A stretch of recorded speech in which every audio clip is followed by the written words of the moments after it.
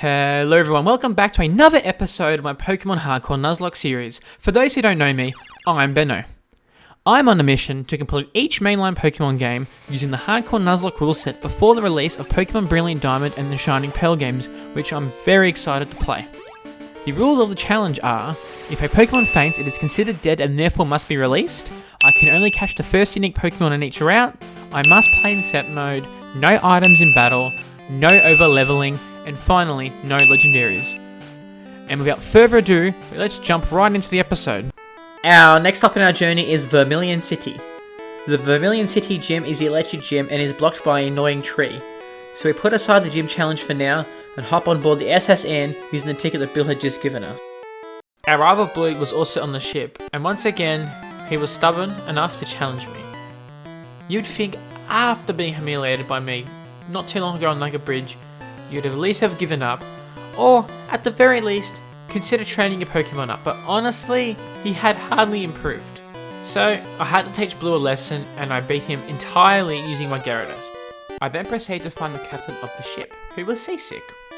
Real talk though, who would hire a captain for a cruise ship? Who gets sick just from being docked at the port? You'd think a cruise liner would have enough financial resources to have their own human resource department. Who was the moron who hired this guy?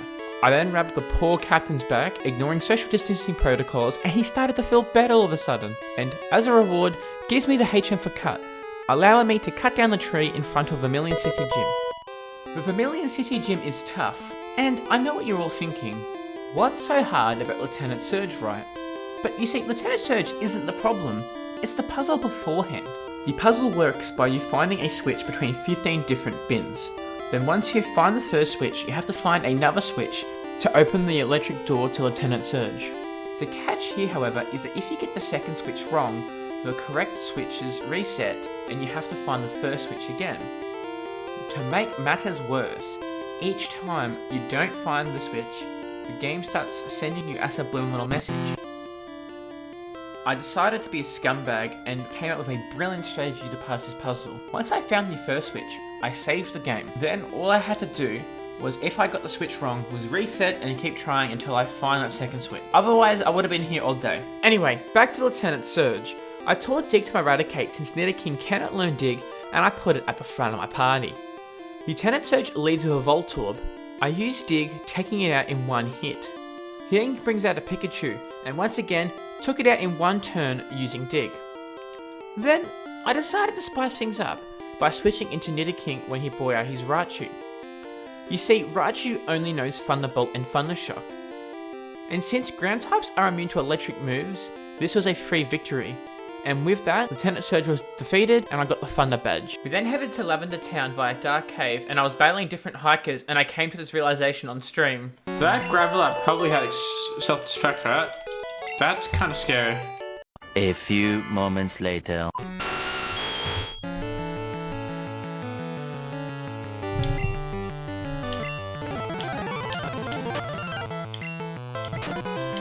That exploded. It was at this moment that he knew. He fucked up.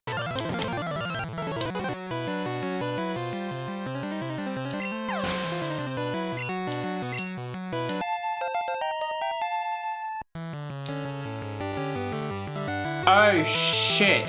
After the self-destruct incident, my team was starting to feel the pressure with very little healing items available, so I carefully navigated through Dark Cave and made it to the Pokemon Center. When I arrived at Lavender Town, the first point of business was to go straight to the PC there in the Pokemon Center.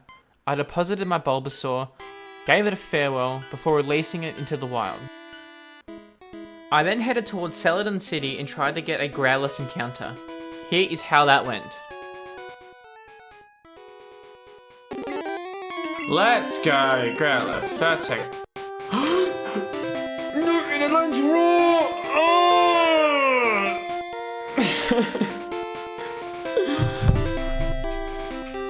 I then went to Celadon City and went to the game corner. There was a rocket grunt standing there behind a really awesome poster. The grunt notices that I'm trying to take an interest in this fine piece of art and starts freaking out and asks me to fight him in a Pokemon battle. Confused, I defeated him, and then he goes behind the poster, flicks a switch, and quickly runs downstairs. I took on each grunt in the facility before finally meeting up with their boss, Giovanni. But I want to pause the video right here for a minute. You're telling me that the evil criminal organisation that is operating in the basement of a casino in the region's most densely populated city is run by a man called Giovanni? Game Freak, are you trying to hint to us that Team Rocket is actually the Italian Mafia? Does that make Giovanni the Godfather? Alright, Giovanni. He leads with his Onyx, I lead with my cart, which I call it's a Gyarados, but I call it cart because it's cart. One shot. Let's go.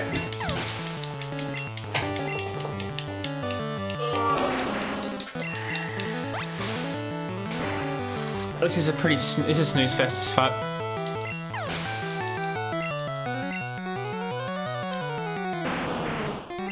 It's just normal, isn't it? Yeah.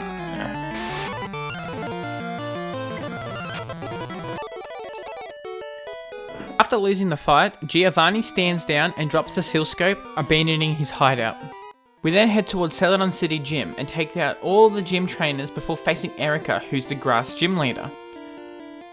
She's not too difficult, she's just mostly annoying with all her status moves, which are awkward to deal with when you're not allowed to use any items in battle. As you'll see from this footage, we do defeat this gym leader with some nuisance, so we got there in the end. For our troubles, Erica gives us the rainbow badge. Okay, hang on a minute. So Brock, the rock gym leader, gives us Boulder badge. Misty's water gym gives the Cascade badge, and finally, Lieutenant Surge's electric gym gives us the Thunder badge. Yet, Erica, the grass gym leader, gives us the rainbow badge. Anyway, with the 4th badge under our belt, we're able to head back to Lavender Town and enter the Pokemon Tower. Using the seal scope that we just gotten, we are able to identify any ghosts within the Pokemon Tower, including Marowak. Marowak fears that her child, Cubone, is under threat from Team Rocket, causing her to haunt anybody and everybody nearby. We are able to calm her restless soul and head towards the top of the tower. We defeat a couple of Team Rocket grunts in order to save Mr. Fuji, who was cornered by the mob. As a reward for our troubles, Mr. Fuji gives us the Poke Flute, allowing us to wake up Snorlax, who I was so excited to catch. I caught one and named him Fuzzy, and I added it to the team immediately, and I was so excited to use him. But then he died to the fighting dojo due to my neglect once again. To replace Snorlax, I got a new Hitmonlee from the fighting dojo, which I named Bruce, and I was just as excited to use him. Oh shit. Really frustrated about another loss of a valuable member of my team, I decided to go to Safari Zone and try to get the gold teeth and the HM for Surf. We then fly back to Saffron City to try and stop Team Rocket's invasion of the Silphco. Silphco is a very complex building, which is 12 stories tall, with various teleporters scattered throughout the facility.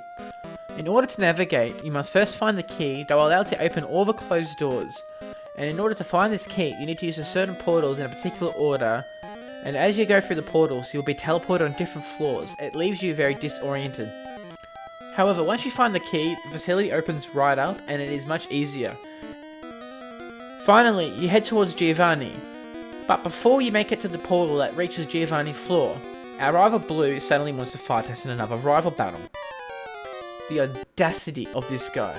We are in a high-tech industrial building under siege by a criminal organization, and rather than dealing with the situation at hand, he wants to battle me. The rival fight is the same like any other rival fight. He leads with his Pidgeot as always, so I bring out my Gyarados, use Surf a couple times to take it out. He then brings out his Execute, so I switch my Pidgeot. I use Wing Attack twice to take it out, then he brings out his Gyarados. I did a couple of chip damage Wing Attacks with my Pidgeot, but then I had to switch my Gyarados to ensure that I don't die to Dragon Rage. Then finally, I finished him off with my cut.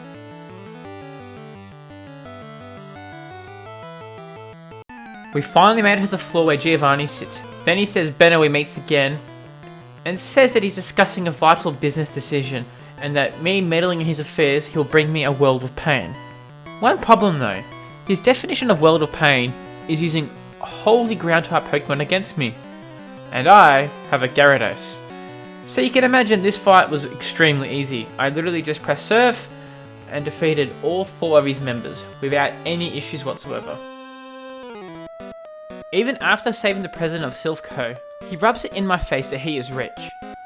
And because we saved him, he's willing to give us anything. I really wanted a brand new home, so that I can move out of home, even though I'm a child. But instead, he just gives me a Master Ball. The next stop in our journey was Koga's gym in Fuchsia City. This gym fight can all be a bit awkward because he can poison you, or he can use self-destruct and it can take down one of your members.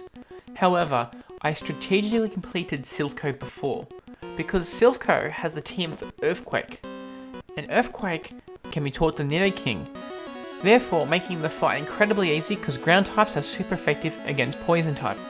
I one-shot everybody with Earthquake except for Weezing, who needed a second Earthquake to earn the Soul Badge. I decided to continue to press on by immediately taking on Sabrina's gym in Saffron City. Sabrina and Koga have the same level cap, and therefore I was able to take on Sabrina straight away.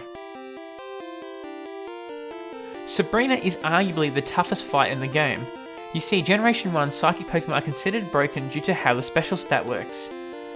Psychic Pokemon use special attacks in order to do damage, but in Generation 1 only, special attack and defense were technically only one stat just called special. This meant that the higher the special, the more damage you can do with special moves, and the more you can tank from people using special moves against you.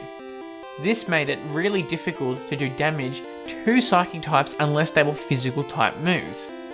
I started the Sabrina fight horribly and I accidentally left my Nidoking out, who is weak to psychic types due to its poison typing. This forced me to switch back into my Gyarados mid-fight, and I took significant damage from her Kadabra. For her Mr. Mime and Venomoth, I was able to take them out with the Gyarados, however I had to switch due to her problem child of Alakazam. Alakazam hits like a Mack truck, so to be safe I decided to switch into Pidgey, who is quite tanky and does physical type moves. I used 6 sand attacks to significantly reduce its accuracy, and I just kept doing chip damage using wing attack to eventually earn the Marsh Badge. Thank you all so much for watching. If you like this video, please press the like button, and if you want to see more episodes, press the subscribe button and click on the bell icon to get notifications as to when I upload more videos. And if you want to watch these live, feel free to join me on my Twitch channel, twitch.tv/YouMayKnowBeno. Thank you all so much for watching once again, and I hope I'll see you all next time.